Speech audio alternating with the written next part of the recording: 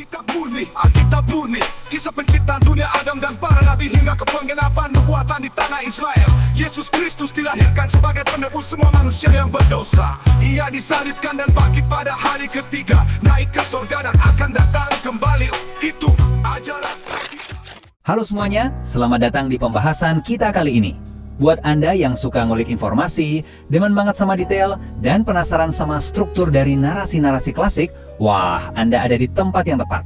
Hari ini, kita nggak cuma bakal sekedar baca cerita aja ya, kita bakal membedah sebuah teks kuno yang udah sangat terkenal, yaitu Kejadian pasal 7.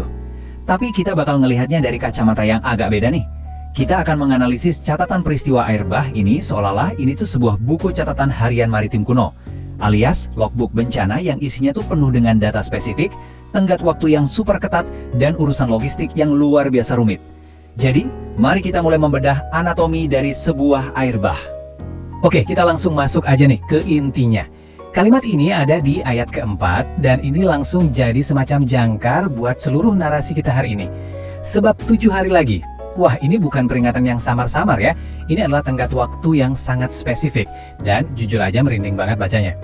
Teks ini tuh kayak nggak mau buang-buang waktu pakai pembukaan yang panjang lebar. Kita langsung dikasih jam pasir yang udah mulai ngitung mundur. Terus coba perhatiin konsekuensinya. Menghapuskan dari muka bumi segala yang ada. Taruhannya benar-benar langsung dibikin maksimal.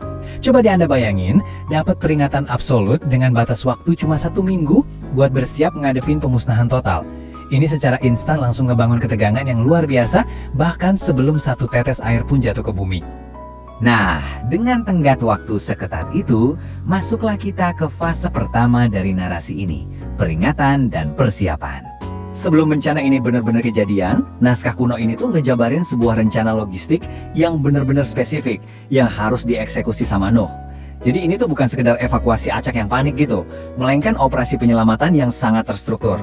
Nah, yang bikin detail ini super menarik adalah gimana teks aslinya ternyata ngebantah gambaran populer yang sering banget kita dengar. Kita kan sering ngebayangin semua hewan itu masuk berbaris dua-dua, berpasangan kan? Tapi kalau kita lihat datanya di ayat kedua dan ketiga, instruksinya jauh lebih kompleks secara matematis loh. Binatang yang tidak haram, terus juga burung-burung, itu harus dibawa sebanyak 7 pasang. Sementara buat binatang yang haram, nah itu baru 1 pasang. Ada rasio yang spesifik banget di sini. Terus kenapa ini penting? Karena ini nunjukin kalau teks ini sangat mikirin detail kelangsungan hidup pasca bencana. Buat mastiin ada populasi yang cukup untuk spesies-spesies tertentu. Ini benar-benar kayak daftar manifest kargo yang disusun pakai perhitungan logistik yang presisi banget. Oke, setelah urusan manifest kargo ini beres, kita beralih ke fase eksekusinya. Masuknya penghuni Bahtera. Disinilah teori mulai berubah jadi kenyataan. Naskah ini ngegambarin skala kepatuhan yang luar biasa, waktu hewan-hewan dan manusia ini mulai naik atas Bahtera buat berlindung dari apa yang bakal datang. Dan inilah daftar penumpang manusianya, persis kayak yang dicatat dengan sangat rapi di ayat ke-13. Nuh, yang tercatat umurnya 600 tahun, bareng sama ketiga anak laki-lakinya, Sem, Ham, dan Yafet. Terus ada istri Nuh dan ketiga istri anak-anaknya. Totalnya cuma 8 orang. Coba deh resapi angka itu bentar. Kalau kita bayangin skala kehancuran global yang bakal terjadi di luar sana, unit keluarga kecil yang cuma 8 orang ini kerasa sangat terisolasi kan? Mereka tuh benar-benar jadi representasi dari titik sempit kelangsungan hidup umat manusia, persis di tengah lautan kepunahan yang bakal segera nelan seluruh bumi. Nah, jadi poin krusialnya itu ada di momen yang tertulis di akhir ayat ke-16 ini. Semua persiapan udah kelar, penumpang udah pada masuk, dan kemudian pintu ditutup dari luar. Ingat, bukan Nuh yang ngunci pintu itu.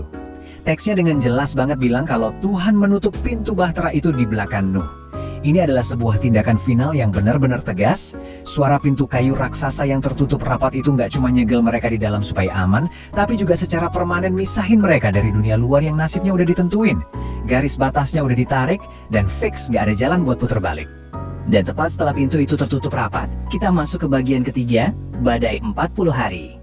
Persiapan yang tadinya penuh ketegangan dan perhitungan, sekarang meledak jadi kekacauan alam yang nggak bisa dihentiin. Teks ini langsung berubah gigi, dari instruksi logistik jadi deskripsi kekuatan elemen alam yang ngamuk secara tiba-tiba. Coba lihat gimana naskah ini tuh ngejaga akurasi waktunya. Benar-benar kayak logbook nahkoda kapal. 7 hari hitung mundur selesai. Terus bam, kita dikasih titik waktu yang luar biasa spesifik di ayat ke-11. Pada umur Nuh yang ke-600, pada bulan yang kedua, pada hari yang ke-17. Serius deh, sejarah kuno tuh jarang banget ngasih penandaan waktu sepresisi ini. Teks ini kayaknya pengen banget kita tahu kalau ini adalah peristiwa sejarah dengan tanggal mulai yang pasti. Dan setelah itu, durasinya ditetapin, 40 hari dan 40 malam hujan deras tanpa henti. Detail kronologis ini sukses banget nyiptain ketegangan nyata yang nggak terbantahkan. Tapi tunggu dulu, volume air yang mengerikan ini ternyata nggak cuma turun dari atas aja loh. Perhatiin deh terminologi geologis dan atmosferik yang dipakai di naskah ini. Terbelah segala mata air samudra raya yang dahsyat, dan terbukalah tingkap-tingkap di langit. Jadi ini jelas bukan sekedar hujan lebat biasa ya. Teks ini ngegambarin peristiwa bencana air dengan sumber ganda. Air nggak cuma ngebanjiri dari awan di atas, tapi juga meledak dengan dahsyat dari kedalaman bumi di bawah. Bayangin, permukaan bumi pada dasarnya terkoyak, dan air nyerang dari segala arah secara bersamaan. Skala kehancuran hidrologisnya bener-bener gila, jauh di luar imajinasi kita. Setelah 40 hari badai ngamuk, akhirnya berhenti. Dan kita masuk ke konsekuensi akhir yang sunyi senyap, bumi yang tenggelam. Suasana narasinya sekarang berubah jadi ritme yang suram dan tenang banget. Apa yang tersisa itu bukan proses pemulihan, melainkan keheningan yang mencekam. Dan bagian ini benar-benar ngilustrasiin dengan cemerlang seberapa totalitas bencana tersebut. 15 hasta, atau kira-kira sekitar 7 meter kalau pakai ukuran modern. Nah, angka ini sering banget disalahpahami loh. Ayat ke-20 itu nggak bilang kalau kedalaman total airnya cuma 15 hasta. Naskah ini dengan spesifik mencatat kalau air itu naik sampai 15 hasta di atas gunung-gunung tertinggi. Ini tuh ukuran jarak bebas atau clearance-nya.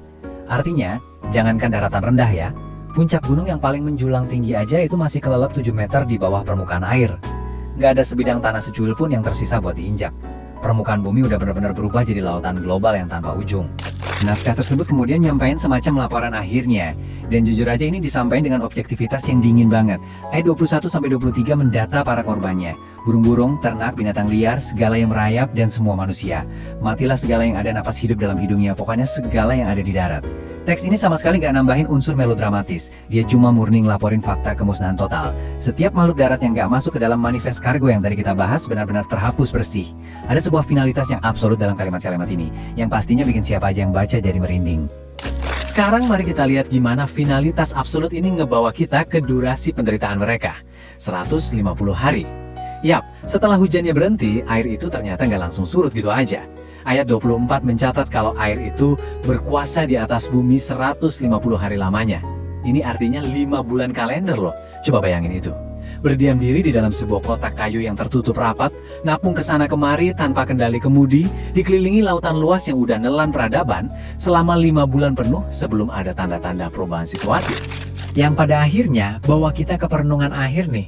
Teks Kejadian pasal 7 ini tuh sangat luar biasa. Bukan cuma karena unsur ceritanya, tapi justru karena betapa pragmatis dan kakunya data-data logistik di dalamnya. Tapi di balik semua perhitungan matematis, tanggal-tanggal spesifik, dan ukuran hasta yang presisi tadi, ada satu beban psikologis yang luar biasa berat.